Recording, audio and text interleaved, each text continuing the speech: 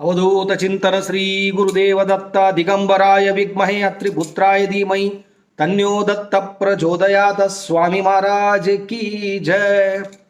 ಎಲ್ಲ ದತ್ತಾತ್ರೇಯ ಮತ್ತು ಸ್ವಾಮಿ ಸಮರ್ಥರ ಭಕ್ತಾದಿಗಳಿಗೆ ನಿಮ್ಮನೆ ಹುಡುಗ ಸಂತೋಷ್ ಪತಂಗೆ ಮಾಡುವ ನಮಸ್ಕಾರಗಳು. ವೀಕ್ಷಕರೇ, ಇವತ್ತು ಅನುಭವದ ಜೊತೆ ಎಷ್ಟೋ ಒಂದು ನೋವಿನ ಘಟನೆಗಳು ಎಲ್ಲರ ಜೀವನದಲ್ಲೂ ನಡೆದಿರ್ತವೆ. ಅವುಗಳನ್ನು ಮನಸ್ಸು ಬಿಚ್ಚಿ ಸ್ವಾಮಿಯ ಬಗ್ಗೆ ಹೇಳೋದಕ್ಕೆ ಮತ್ತು ದತ್ತ ಮಹಾರಾಜರ ಬಗ್ಗೆ ತಮ್ಮ ಅನುಭವನ ಹಂಚ್ಕೊಳ್ಳೋದಕ್ಕೆ ಎಷ್ಟೋ ಜನ ಮುಂದೆ ಬರ್ತಾರೆ, ಎಷ್ಟೋ ಜನ ಮುಂದೆ ಬರಲ್ಲ. ನಾನು ಅವತ್ತಿನಿಂದ ಹೇಳ್ತಾ ಇದ್ದೀನಿ, ನಿಮ್ಮ ಅನುಭವವನ್ನು ಹಂಚಿಕೊಳ್ಳೋದ್ರಿಂದ ಅದು ಬೇರೆದವ್ರಿಗೆ ಇನ್ಸ್ಪೈರ್ ಆಗುತ್ತೆ. ಎಷ್ಟೋ ಜನ ದತ್ತ ಮಹಾರಾಜರ ಒಂದು ದಾರಿಯಲ್ಲಿ ಬರೋದಕ್ಕೆ ನೀವು ಕೂಡ ಕಾರಣೀಭೂತರಾಗ್ತೀರಾ. ಅದರ ಪುಣ್ಯ ಸಂಪೂರ್ಣವಾಗಿ ನಿಮಗೆ ಸಿಕ್ಕೇ ಸಿಗುತ್ತೆ.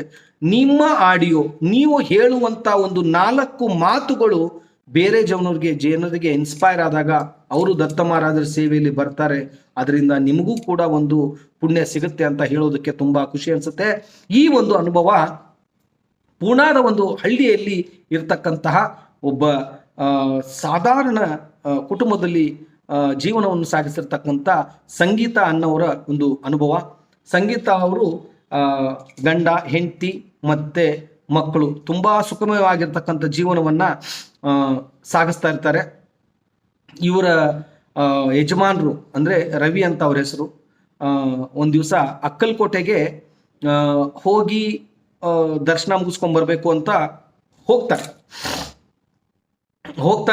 ಹೋದಿಗಿ ಅಲ್ಲಿ ಸಿಕ್ಕಾಪಟ್ಟೆ ರಶ್ ಇರೋದ್ರಿಂದ ಅಕ್ಕಲ್ಕೋಟೆಯಲ್ಲಿ ಅವತ್ತಿನ ದಿನ ಅವರಿಗೆ ಬರೋದಕ್ಕೆ ಆಗಲ್ಲ.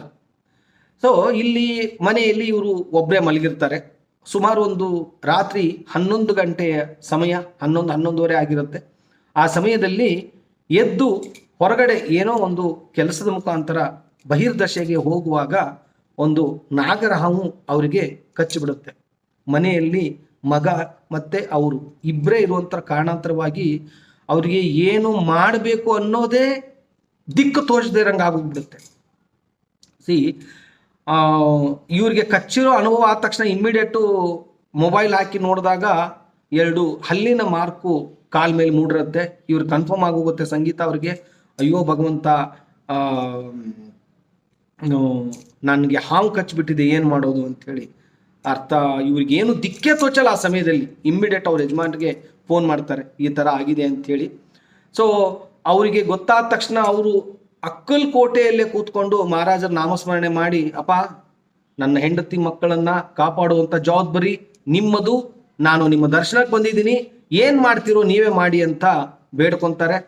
ಅಲ್ಲಿ ಸುಮಾರು ರಾತ್ರಿ 11 ಗಂಟೆ ಆಗಿರುವ ಕಾರಣಾಂತರವಾಗಿ ಸರಿಯಾಗಿರ್ತಕ್ಕಂತಹ ಜನರ ಒಂದು ದಟ್ಟಣೆಯಲ್ಲಿ ಕಡಿಮೆ ಇರುತ್ತೆ. ಆದರೂ ಕೂಡ ಇವರು ಒಂದು 4 ಹೆಜ್ಜೆ ಮುಂದೆ ದಾಟಿ ಬಂದಾಗ ಒಂದು ಆಟೋ ಬರುತ್ತೆ. ಆಟೋದಲ್ಲಿ ವಯಸ್ಸಾಗಿರ್ತಕ್ಕಂಥ ಒಬ್ಬ ಮನುಷ್ಯ ಇರ್ತಾನೆ. ಅವನು ಇವ್ರ ಮುಂದೆ ನಿಲ್ಲಿಸಿ, ಯಾಕಮ್ಮ ಏನಾಯ್ತು ಅಂತ ಕೇಳಿ ಇವ್ರ ಸಮಸ್ಯೆಯನ್ನ ಆಲಿಸ್ಕೊಂಡು ಡೈರೆಕ್ಟ್ ಆಗಿ ಹಾಸ್ಪಿಟ್ಲಿಗೆ ಕರ್ಕೊಂಡು ಹೋಗಿ ಹಾಸ್ಪಿಟ್ಲಿಗೆ ಅಡ್ಮಿಟ್ ಮಾಡಿ, ಅಲ್ಲಿ ಅವರಿಗೆ ಏನೇ ಸಮಸ್ಯೆ ಬಂದರೂ ಕೂಡ, ಈಗ ಸಾಮಾನ್ಯವಾಗಿರ್ತಕ್ಕಂಥ ಯಾರೇ ಆಟೋದವರು ಇರಲಿ ಹಾಸ್ಪಿಟ್ಲಿಗೆ ಅಡ್ಮಿಟ್ ಮಾಡಿ ಹೊರಟೋಗ್ಬಿಡ್ತಾರೆ ಅಂತ ಒಂದು ಸಿಚುವೇಶನ್ ಇದ್ರೆ. ಬಟ್ ಈ ಮನುಷ್ಯ ಹಾಸ್ಪಿಟ್ಲಿಗೆ ಅಡ್ಮಿಟ್ ಆಗಿ ಅವರು ಔಟ್ ಆಫ್ ಡೇಂಜರ್, ಅಂದ್ರೆ ಅವರು ಅಪಾಯದಿಂದ ದೂರ ಇದ್ದಾರೆ ಅನ್ನೋ ಒಂದು ಡಾಕ್ಟರ್ ಮಾತು ಕೇಳೋರ್ಗು ಕೂಡ ಅವ್ರ ಜೊತೆನೆ ಅವರು ಇರ್ತಾರೆ. ಇದ್ದ ಮೇಲೆ ತದನಂತರ ಅಲ್ಲಿ ನೋಡಿ ಅವರು ಹೇಳುವಂತ ಮಾತೇನು ಅಂದ್ರೆ, ಹಾವು ಕಡದ ತಕ್ಷಣ ವಿಷ ಏರೋದು ಸಾಮಾನ್ಯವಾಗಿ, ಆದ್ರೆ ಇವರಿಗೆ ಬರೀ ಹಲ್ಲು ಮೂಡಿರುತ್ತೆ ಹೊರತಾಗಿ ಮೈಯಲ್ಲಿ ವಿಷ ಏರಿರಲ್ಲ. ಇಲ್ಲಿ ಅದು ಇದು ಪವಾಡ ಅಂತಿರೋ ಏನಂತಿರೋ ಒಂದು ಗೊತ್ತಿಲ್ಲ. ಓಕೆ, ಇಲ್ಲಿ ಡಾಕ್ಟರ್ ಚೆಕಪ್ ಮಾಡಿದಾಗ ಇಲ್ಲ, ಯಾವುದೇ ತರಹದ ವಿಷ ಇಲ್ಲ ಅನ್ನೋದು ಗೊತ್ತಾಗೋಗ್ಬಿಡುತ್ತೆ. ಅಲ್ಲಿವರೆಗೂ ಕೂಡ ಆ ಮನುಷ್ಯ, ಯಾವ ಮನುಷ್ಯ ಇವರನ್ನ ಕರ್ಕೊಂಡು ಬಂದಿರ್ತಾನೋ ಅಲ್ಲಿವರೆಗೂ ಕೂಡ ಅವರು ಅಲ್ಲೇ ಇರ್ತಾರೆ. ಇಷ್ಟೆಲ್ಲ ಮುಗಿದೋಗುತ್ತೆ. ರಾತ್ರಿ ಒಂದು 12:30 ಆಗತ್ತೆ. ಆಟೋ ಡ್ರೈವರ್ ತಮ್ಮ ಪಾಡಿಗೆ ತಾವು ಹೋಗಿರ್ತಾರೆ. ಇಲ್ಲಿ ಇವರು ನಾನು ಸರಿಯಾಗಿ ಗುಣಮುಖರಾಗಿದ್ದೀನಿ ಅಂತ ಹೇಳಿ 12:30 ರಾತ್ರಿ ಬಂದು ಅವ್ರ ಯಜಮಾನರಿಗೆ ಫೋನ್ ಮಾಡ್ತಾರೆ ಇವರು ಸಂಗೀತ ಅನ್ನೋರು. ಇಲ್ಲ ರೀ, ಆ ಪುಣ್ಯಾತ್ಮ ಎಲ್ಲಿಂದ ಬಂದು ಗೊತ್ತಿಲ್ಲ, ಅದೇ ಟೈಮಿಗೆ ಆಟೋ ತಗೊಂಡು ಬಂದ. ಡಾಕ್ಟರ್ ಹತ್ರ ಹೋಗಿ ಕೇಳಿದ್ರೆ ಇಲ್ಲ, ಬರೀ ಹಲ್ಲು ಮೂಡಿದೆ, ವಿಷ ಯಾವುದೇ ಕಾರಣಕ್ಕೂ ಏರಿಲ್ಲ ಅನ್ನೋ ಒಂದು ಸತ್ಯ ಘಟನೆನ ಹೇಳಿದ್ರು. ಅದೆಲ್ಲ ಮುಗಿಸ್ಕೊಂಡಾದ ಮೇಲೆ ಆಟೋ ಡ್ರೈವರ್ ಮನೆಗೆ ಹೋಗಿರೋದು. ತುಂಬಾನೇ ಒಂದು ಖುಷಿ ವಿಚಾರದ ಜೊತೆ ಇನ್ನೊಂದೇನಪ್ಪಾ ಅಂತಂದ್ರೆ ಅವ್ರ ಯಜಮಾನ್ರು ಹೇಳ್ತಾರೆ, ನೋಡಮ್ಮ, ನಾನು ಬಂದಿರೋದು ಪ್ರಭುವಿನ ಸೇವೆಗೆ, ಆ ಪ್ರಭು ನನ್ನನ್ನ ಕಾಪಾಡ್ತಾನೆ, ಒಂದು ದಿಟ್ಟ ಒಂದು ಸಂದೇಶವನ್ನ ಅವರಿಗೆ ಕೊಡ್ತಾರೆ. ಇದು ಒಂದು ಅನುಭವ. ಇನ್ನೊಂದು ಅನುಭವ ನನ್ನ ಜೊತೆನೆ ಇದೇ ವಾರದಲ್ಲಿ ಆಗಿದೆ. ಏನಾಗಿದೆಯಪ್ಪ ಅಂತಂದ್ರೆ, ನಾನು ಇದನ್ನ ಹೇಳೋದಕ್ಕೆ ತುಂಬಾ ಖುಷಿ ಅನ್ಸುತ್ತೆ. ಸೊ ಒಂದು ಮನೆಯ ವಿಚಾರವಾಗಿ ನನಗೆ 2 ಲಕ್ಷ ರೂಪಾಯಿ ದುಡ್ಡು ಬೇಕಾಗಿರುತ್ತೆ. ಸೊ ನಾನು ಎಲ್ಲ ದುಡ್ಡು ಸೇರಿಸಿ ಒಂದು 50,000 ರಿಂದ 60,000 ರೂಪಾಯಿ ದುಡ್ಡು ನನಗೆ ಕಡಿಮೆ ಬೀಳುವಂಥ ಪರಿಸ್ಥಿತಿ ಬಂದಿದ್ದಾಗ ನಾನೊಬ್ಬರಿಗೆ ಜಸ್ಟ್ ಒಂದು ವಾಯ್ಸ್ ಮೆಸೇಜ್ ಹಾಕ್ತೀನಿ, ಸರ್ ಈ ಥರ ಸಮಸ್ಯೆ ಇದೆ, ಸೊ ನಿಮ್ಮಿಂದ ಎಷ್ಟಾಗುತ್ತೋ ಅಷ್ಟು ನೀವು ನಂಗೆ ಸಹಾಯ ಮಾಡಿದ್ರೆ ನಾನು ಒಂದು 3-4 ಮಂತ್ಸ್ ಆದಮೇಲೆ ನಿಮ್ಗೆ ರಿಟರ್ನ್ ಕೊಡ್ತೀನಿ ಅಂತ ನಾನು ಮೆಸೇಜ್ ಮಾಡ್ತೀನಿ. ಕೊನೆಯಲ್ಲಿ ಒಂದು ವರ್ಡ್ ಹಾಕಿರ್ತೀನಿ, ಈ ಒಂದು ಅಮೌಂಟ್ ಕೇಳಿದೆ ಅಂತ ನೀವು ಯಾವುದೇ ಕಾರಣಕ್ಕೂ ನೀವು ಬೇಜಾರು ಮಾಡ್ಕೋಬೇಡಿ, ದಯಮಾಡಿ ನನ್ನ ಸಿಚುವೇಶನ್ ಅನುಗುಣವಾಗಿ ನಿಮ್ಗೆ ಕೇಳಿದ್ದೀನಿ. ಅವ್ರು ಏನಂತಾರೆ ಅಂದರೆ, ಸಂತೋಷಣ್ಣ, ಸ್ವಾಮಿ ಸಮರ್ಥರ ಭಕ್ತರು ಅಂದರೆ ನಾವೆಲ್ಲರೂ ಒಂದೇ ಕುಟುಂಬಸ್ಥರು, ನಮ್ಮ ಒಂದು ಕುಟುಂಬದಲ್ಲಿ ಏನೇ ಸಮಸ್ಯೆ ಬಂದರೂ ಕೂಡ ನಾವೆಲ್ಲರೂ ನಿಂತು ಅದನ್ನು ಎದುರಿಸ್ಬೇಕು. ಮತ್ತು ಇನ್ನೊಂದು ಏನಪ್ಪ ಅಂತಂದರೆ, ನೀವು ಇಷ್ಟೊಂದು ಜನರಿಗೆ ಒಂದು ಒಳ್ಳೆ ಸಂದೇಶ ಕೊಡೋದಾಗ್ಲಿ, ಅನ್ನದಾನದ ಸೇವೆ ಆಗಲಿ, ಇಂಥ ಒಂದು ದೊಡ್ಡ ದೊಡ್ಡ ಸೇವೆಯನ್ನು ನೀವು ಮಾಡ್ತಾ ಇದ್ದೀರಾ, ಖಂಡಿತವಾಗಿಯೂ ನಾನು ನನ್ನಿಂದ ಸಹಾಯ ಮಾಡೇ ಮಾಡ್ತೀನಿ, ಎಷ್ಟಾಗುತ್ತೋ ಅಷ್ಟು ಅಂತ ಹೇಳಿ ಸುಮ್ಮನಾಗೋಗ್ಬಿಡ್ತಾರೆ.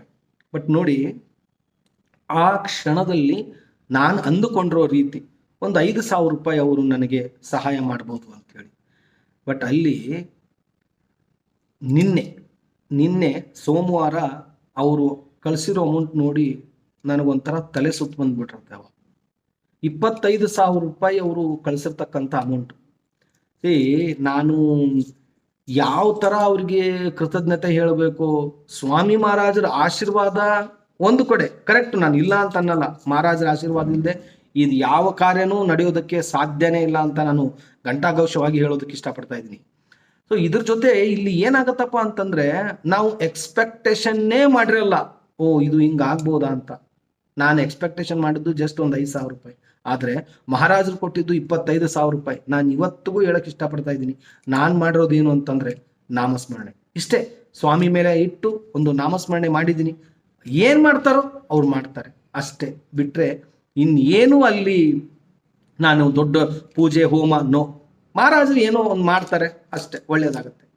ಸೊ ಆ ಒಂದು ವಿಶ್ವಾಸ ಇವತ್ತು ನನಗೆ ಈ ಸಮಸ್ಯೆಯಿಂದ ಹೊರಗಡೆ ತಂದಿದೆ. ಸೊ ಈ ವಿಚಾರವನ್ನು ನಿಮ್ಮ ಮುಂದೆ ಹಂಚ್ಕೋಬೇಕಾಗಿತ್ತು. ತುಂಬ ಖುಷಿ ಅನಿಸುತ್ತೆ.